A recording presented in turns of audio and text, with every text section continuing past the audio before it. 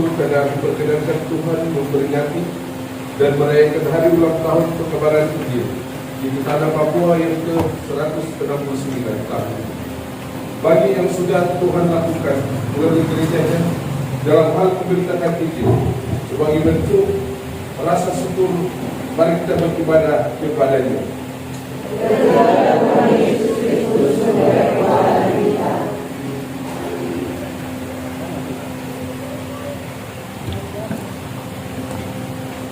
Ibadah syukur hari ulang tahun kebenaran Injil di tanah Papua yang ke-169 tahun saat ini dituliskan dalam nama Bapa, Anak, dan Roh Kudus.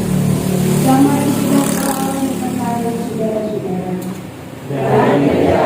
Dan Tuhan datang berdiri di sisinya dan berkata kepadanya, kuatkanlah hatimu, sebab sebagaimana engkau dengan berani telah bersaksi tentang aku di Yerusalem, demikian juga hendaknya engkau pergi bersaksi di Roma. Demikian firman Tuhan.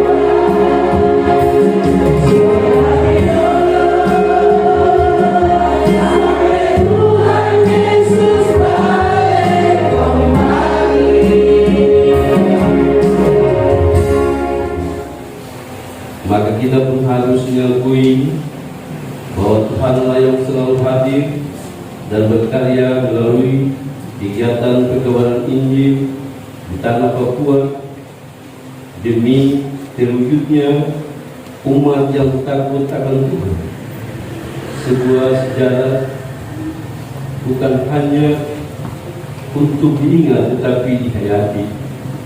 Oleh karena itu, marilah kita mengintrospeksi hidup dan pelayanan kita selaku pelayan dan umat selama ini. Tuhan kasihani kami, orang yang berdosa ini.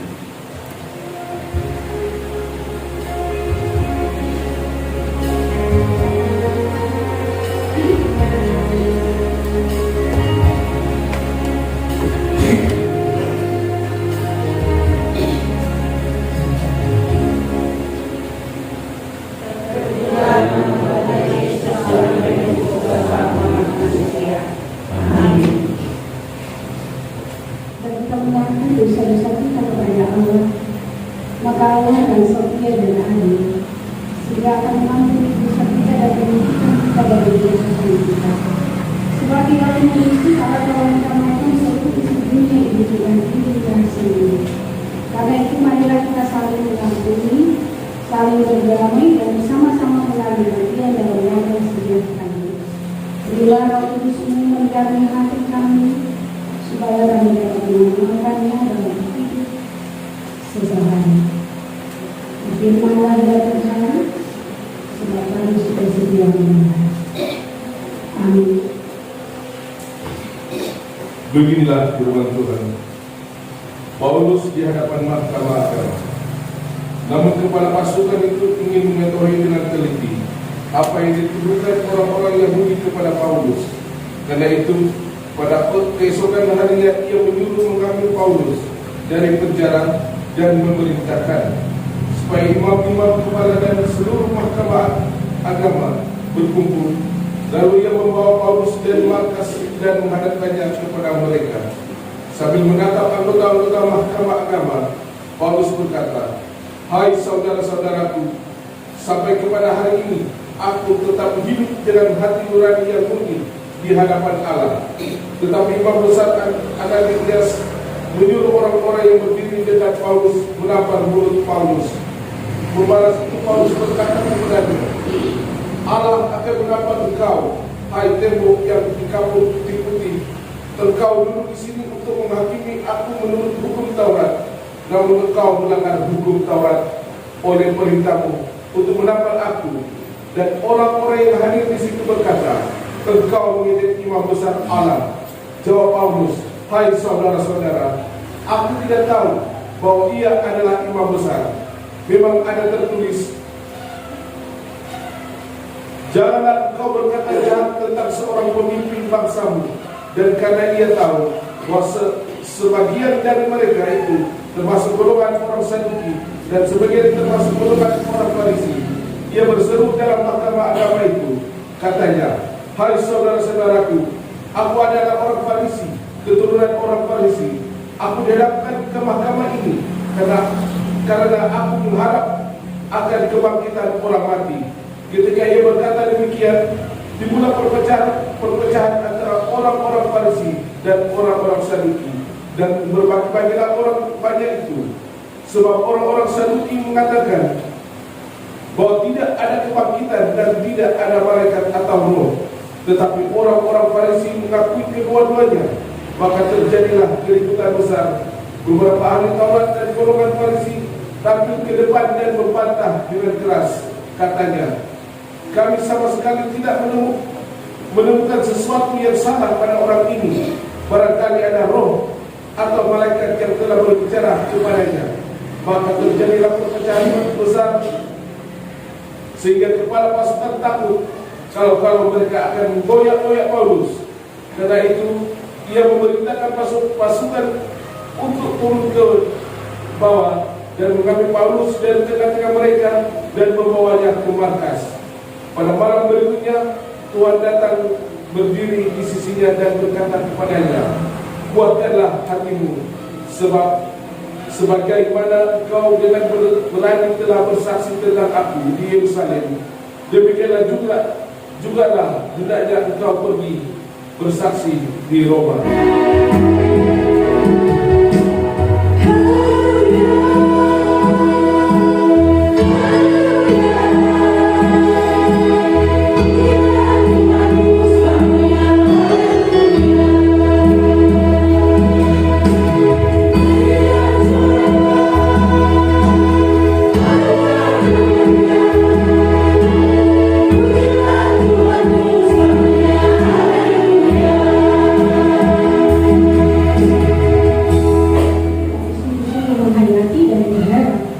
Firman Tuhan ini akan terus menghidupkan kita dalam karya kebenaran Injil yang telah dimulai sejak zaman rasul-rasul. Bacaan kita dari Kisah Rasul pasal 22 ayat 30 dan 23 ayat 1 sampai 11 diangkat dengan sebuah pengantar yang bagus yang diberikan oleh Tuhan. Dimulai dengan sepenggal berita yang pernah disampaikan dan viral dari kita yang pernah mendengar dan sampai sekarang mengikuti karya yang ditorehkan oleh tokoh gereja Martin Luther. Dia katakan, "Di sini aku berdiri, kiranya Tuhan menolong."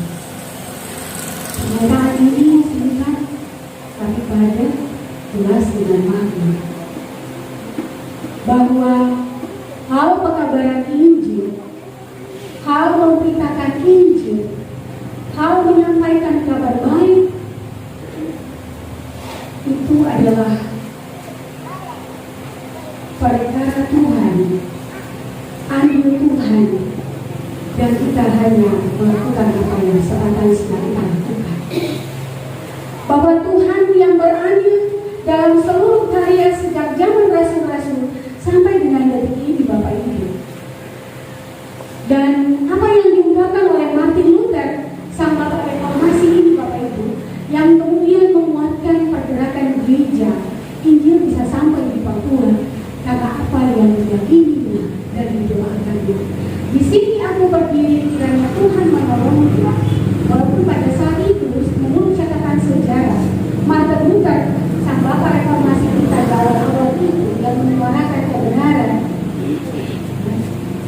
harus berhadapan dengan pemerintahan Paus Leo ke-10 yang memojokkan dan mendiskreditkan ajaran-ajaran dari Martin Luther.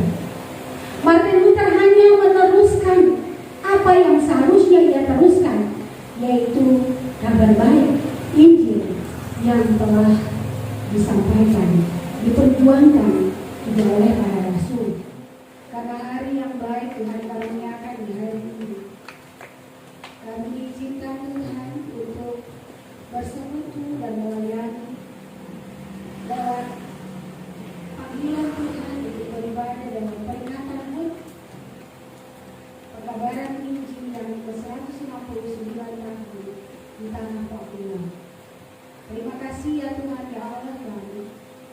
Kami menyadari sungguh betapa terbatas kami karena kemanusiaan kami, tetapi Roh-Mu menguatkan kami, memantapkan kami bahwa Engkau Allah yang tetap setia bersama-sama kami dalam perjalanan waktu dan sejarah, sehingga memampukan menyambutkan kami semua untuk ada dalam perayaan akbar di tanah Papua dalam peringatan HUT pekabaran Injil yang ke-169 tahun di hari ini.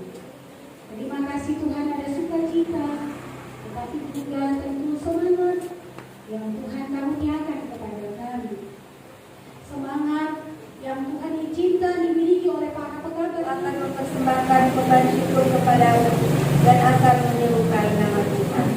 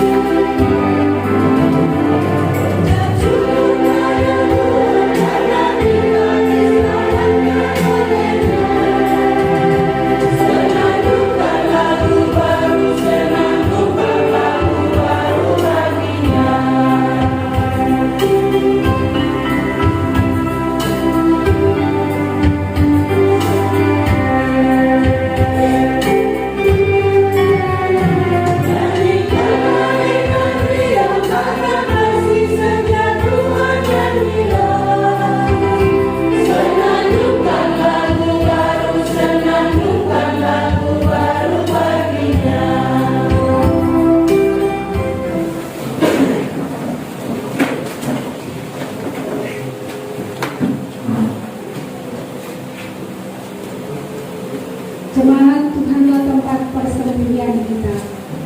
Dia akan menjaga kita terhadap apapun yang kita hadapi di depan sana. Dia sendiri akan menunjukkan kepada kita jalan yang harus kita tempuh.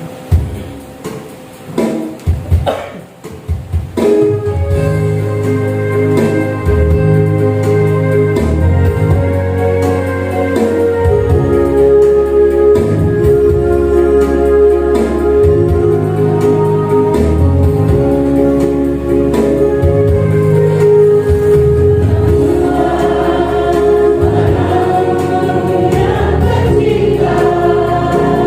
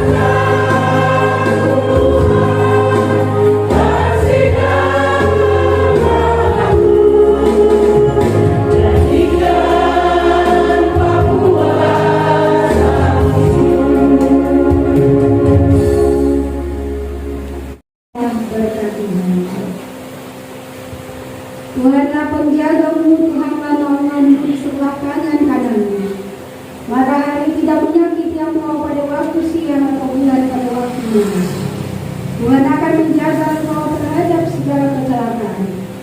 Dia akan menjaga nyawamu. Tuhan akan menjaga keluar masukmu mulai dari sekarang sampai selama-lamanya.